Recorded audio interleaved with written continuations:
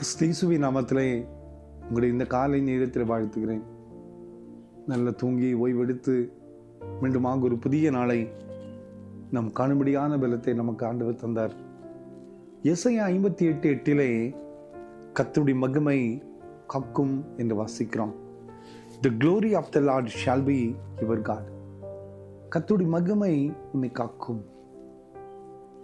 அன்பான குடும்பத்தின் மக்களே, இந்த உலகத்தில் ஏதோ ஒரு பாதுகாப்பு நமக்கு தேவை. We need a shelter. ஏதோ ஒரு பாதுகாப்பு நமக்கு வேண்டும். நம் தங்க ஒரு பாதுகாப்பான வீடு வேண்டும். நம் பயணிக்க பாதுகாப்பான ஒரு வாகனம் நமக்கு தேவை. நாம் வேலை செய்ய பாதுகாப்பான ஒரு அறை தேவை. ஏதோ ஒரு பாதுகாப்பு நமக்கு தேவைப்பட்டு கொண்டே இருக்கிறது. அந்த பாதுகாப்பு இல்லாத சூழ்நிலை அநேக முறை நாம் உணர்கிறோம். ஆனால் திருமறை மிக தெளிவாக சொல்லுகிறது, கர்த்தருடைய மகிமை உன்னை காக்கும். அவருடைய மகிமையே நமக்கு பாதுகாப்பு. அவருடைய மகிமை நம்மை காக்கும். அன்பான குடும்பத்து மக்களே, the glory of the Lord, அவருடைய மகிமை நம்மை காக்கும். அதுவே நமக்கு பெரிய பாதுகாப்பு. அவருடைய மகிமையே நமக்கு அடைக்கலம். அவருடைய மகிமையே நமக்கு பெலனாய் இருப்பதை நாம் பார்க்கிறோம்.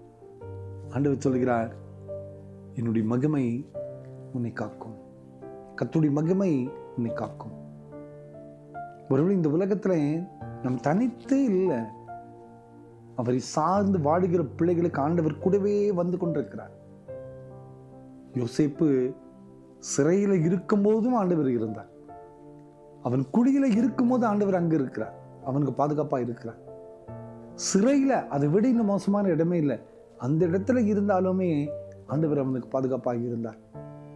ஒரு நாள் ராஜாவாக உயர்த்தப்பட்ட அந்த இடத்துல ஆண்டவருடைய பாதுகாப்பு அவனோடு கூட இருந்தது. இதுதான் ஆண்டவருடைய மகிமை. இதுதான் ஆண்டவருடைய மகிமை. அந்த மகிமை அவனை காத்துக்கொண்டே இருந்தது. இந்த நம்மையும் அவருடைய மகிமை காக்க முடியும். நம்ம எந்த இடத்துல விழுந்தாலும் சரி, எந்த இடத்துல தடுமாறி போனாலும் சரி, எந்த இடத்துல பின்வாங்கி போயிருந்தாலும் சரி, அவருடைய மகிமை நம்மை காத்து மீட்டெடுத்து விடுவார். அவருடைய மகிமை நம்மை சுமந்து கொண்டு செல்லும். நிச்சயமாய் நம்மை வழிநடத்தக்கூடிய ஒரு ஆண்டவர் நம்மோடு கூட இருக்கிறார். கவலைப்படாதிருங்கள். விழுந்துட்டேன்னு சொல்லி சோர்ந்து நிற்கிறீங்களா? பலவீனம் வந்து விட்டதே என்று சொல்லி கலங்கி நிற்கிறீங்களா? இனி எழவே முடியாது என்று சொல்லி சோர்ந்து காணப்படுறீங்களா? நிறைய பேருடைய வாழ்க்கையில கடன் பிரச்சனை இருக்குல்ல, நிறைய பேருடைய வாழ்க்கையில ஏதோ ஒரு மனபாரம் இருந்து கொண்டே இருக்குதுல்ல, நிம்மதியாய் வாழவே முடியலையேன்னு சொல்லி சோர்ந்து நிற்கிறீங்கள, கவலைப்படாதிருங்கள். அவருடைய மகிமை நம்மை காக்கும், நம்மை பாதுகாக்கும். நாமும் வாழ்வோம், நாமும் மீண்டு வருவோம். நம்மையும் சுமக்காண்டவரால முடியும். நம்மையும் தூக்கி சுமக்க கரம் நம்மோடு கூட இருக்கிறது. அந்த நம்பிக்கையோடு இந்த புதிய நாளை ஆரம்பிப்போம். அவருடைய கிருபையுள்ள கரம் நம்மை சுமந்து காக்கும். ஜெபிப்போமா? அன்பின் ஆண்டவரே, இந்த காலை நேரத்துல உம்முடைய சமூகத்துல காத்திருக்கிறோம் அப்பா. உம்முடைய மகிமை எங்களை காக்க முடியாத பலத்தை தார். இந்த செய்தி கேட்டுக்கொண்டிருக்கிற ஒவ்வொருவருடைய வாழ்க்கையிலையும் உம்முடைய பிரசனம் வெளிப்படக்கின்றது. பிறந்த நாளையும் திருமண நாளையும் நினைவு கூறுகிற ஒவ்வொரு பிள்ளைகளையும் நீங்க தொடுங்கப்பா, நீங்க ஆசீர்வதிங்கப்பா. உம்முடைய மகிமை உம்முடைய காக்கட்டும்.